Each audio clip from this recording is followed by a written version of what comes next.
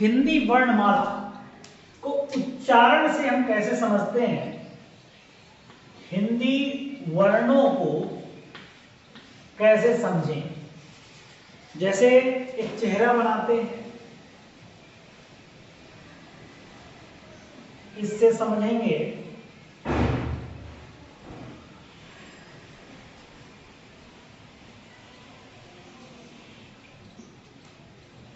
ये ओष्ठ हो गए,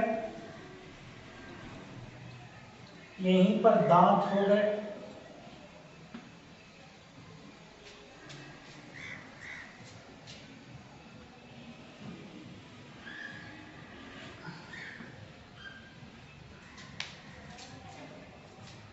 कंठ, यहां से उच्चारण कैसे होगा वो देखते हैं। जैसे मान लिया जो दंत हैं, तो दंत वर्ण कौन से हैं? दंत, दंत का मतलब हो गया कि दांतों से। इसमें क्या क्या आता है जो हम दांतों से वर्णों का उच्चारण करते हैं? ता वर्ग, ता वर्ग आएगा दांतों से, री आएगा, ला आएगा, सा आएगा, री, ला और सा, ये दंतव्य सा है। तो इस तरीके से हम दांतों से ता वर्ग को उच्चारित करते हैं, त, थ, द, ध, न। इसी के साथ साथ ली, ल और सा। तो ये जीभ जो है हमारी ऊपर के दांतों से टच कर रही है। ली, तु, ल, स, नाम दंता। तो इसको ये दंत हो जाएगा पहला उच्चारण का। दूसरा आता है मूर्धन्य। मूर्धन्य का मतलब होता है ऊपर का तालु जो होता है वो मूर्धन्य कहलाता है। स, स, जैसे हम बोलते हैं स और टा वर्ग, ट, ठ, ड, ढ, तो ऊपर के तालु से जब छूता है तो उसे मूर्धन्य। तो यहां से आपको देखिए दूसरा है मूर्धन्य, ये मूर्धन्य हो गया। मूर्धन्य जो है इसका मतलब हो गया कठोर तालु के अगले भाग से जब जीभ स्पर्श करती है तो वो मूर्धन्य कहलाता है। इसमें क्या है? पहला तो टा वर्ग है, टा वर्ग हो गया मूर्धन्य में। ड़, ड़, एक तो ड़ हो गया, दूसरा ड़ ये वाला हो गया, ड़, ड़। साथ साथ में आपका श, र, री, स आएगा, ये मूर्धन्य सा होता है। श के बाद में र और री, ये भी मूर्धन्य के अंतर्गत आते हैं। तो इतने वर्णमाला में इतने अक्षर जो है वो मूर्धन्य के अंतर्गत आता है। श, र, री, इसका मतलब री टू र, स, मूर्धा, री टू र, स, मूर्धा। तो ये जो है जैसे ट है, ठ, ड, ढ, ट, ठ, ड, ढ, ण, ये सभी क्या है? ट, ठ, ड, ढ, ण, ळ, ळ, स और र, री, ये सभी मूर्धन्य होते हैं। इसी के साथ साथ दंत्योष्ठ, दंत्योष्ठ की बात करें, ये ऊपरी दांत आप देख रहे हैं, ये नीचे का होठ देख रहे हैं, तो ये दोनों से उच्चारण होने वाला जो होगा वो दंत्योष्ठ होगा, दंत्योष्ठ। तो दंत्योष्ठ के अंतर्गत दांतों और होठ से क्या होगा? दो ऐसे वर्ण हैं जैसे व और फ, एक तो हो गया व और दूसरा है फ, तो ये दंत्योष्ठ के अंतर्गत आएगा।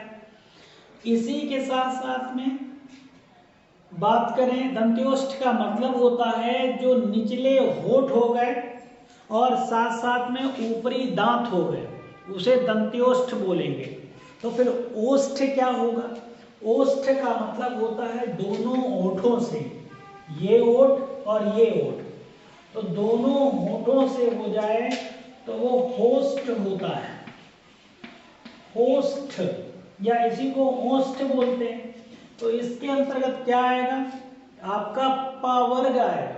प वर्ग जो होता है वो दोनों होठों से, तो इसमें हम लिखेंगे प वर्ग के जितने भी हैं, प हो गया, प फ ब भ म, फ ब भ और म, प फ ब भ म, ये आपका होष्ठ हो जाएगा, दोनों होठों से हो रहा है। इसके साथ साथ एक आता है बतर्स। बतर्स मतलब होता है दांतों के मूल से, ये जो दांत देख रहे हैं इनके मूल जड़ से आप देखेंगे तो बतर्स होता है, वतर्स्य।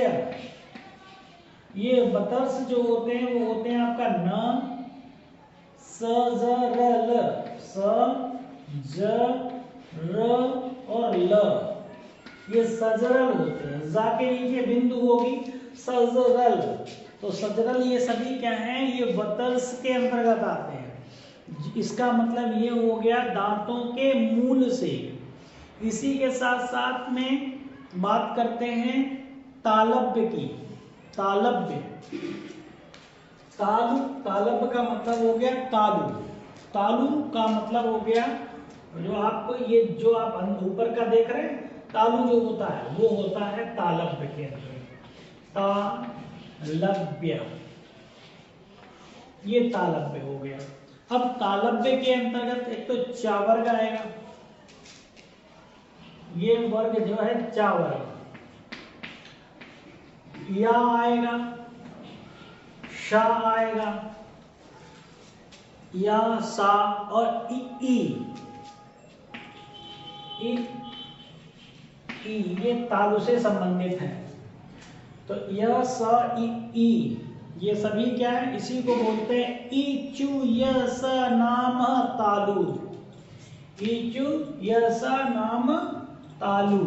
इस तरीके से इसको तालव्य को याद कर पाएंगे। तो ये जो सा आप देख रहे हैं ये तालव्य के अंतर्गत आता है, तो इस तरीके से बनेगा। इसी के साथ साथ एक कंठ है, क्या है जी? ये आपके पास है कंठ। तो कंठ को हम कैसे समझें? कंठ जो होता है तो उसके अंतर्गत आएगा जो क वर्ग है, वो कंठ में क वर्ग, और क वर्ग के साथ साथ में आपको आ भी मिलेगा, ये भी कंठ से ही निकलता है, अ। तो कंठ से हो गया। क वर्ग में क ख ग घ ञ, क ख ग घ और ञ, ये सभी आएंगे। तो इस तरीके से आप देख रहे हैं ये फिगर हो गया, जिसके माध्यम से आप समझ रहे हैं कैसे हम वर्णों का उच्चारण करते हैं। दंत्य हो गया, मूर्धन्य हो गया, दंत्योष्ठ हो गया, ओष्ठ हो गया, और तालव्य हो गया, बतर्स्य हो गया। इसी के साथ साथ एक वर्ण आता है हा, जिसे बोलते हैं हा। तो हा वर्ण जो होता है इसको क्या बोलते हैं? तो काकल्य ध्वनि है ये। कैसी है? काकल्य। इसी को काकल्य बोलते हैं। इसी के साथ साथ इसी को हम महाप्राण के अंतर्गत भी हा आता है, महाप्राण के अंतर्गत भी आता है। और महाप्राण के साथ साथ में आपको काकल्य हो गया, महाप्राण हो गया। इसका सघोष के अंतर्गत सघोष ध्वनि भी यही है, सघोष ध्वनि हो गई।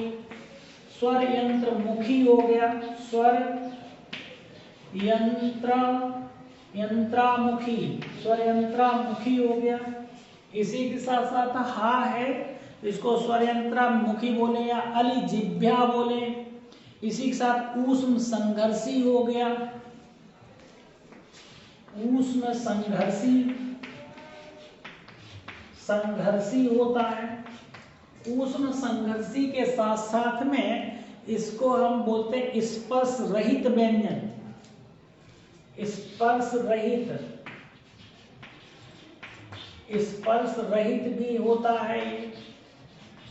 हाँ, बोलने में ज्यादा कठिनाई भी नहीं हो रही है। तो ये जो आप हिंदी वर्णों को हम उच्चारित कैसे करें, कौन से वर्ण कौन ये होते हैं, तो उनको हम समझेंगे। और हा का उच्चारण जब करते हैं तो कंठ के निचले भाग से होता ह, इस पे जोर नहीं पड़ रहा है। तो इस तरीके से ये हमने हिंदी में समझा कि जो तालव्य है दंते हुए गए, मूर्धन्य हो गया, दंत्योष्ठ हो गया, ओष्ठ हो गया, भर्तस्य हो गया, तालव्य हो गया, हा हो गया, हा को क्या कहते हैं, काकल्य कहते हैं। इसी तरीके से रा और ला को क्या कहेंगे, रा तो आपका लुंठिक भी कहलाता है, लुंठिक, और ला जो होता है वो पार्श्विक होता है, पार्श्विक। ला बोलते ही क्या होता है, पार्श्वों से हवा निकलती है। तो इस तरीके से आपने इनको समझा। Thanks for watching.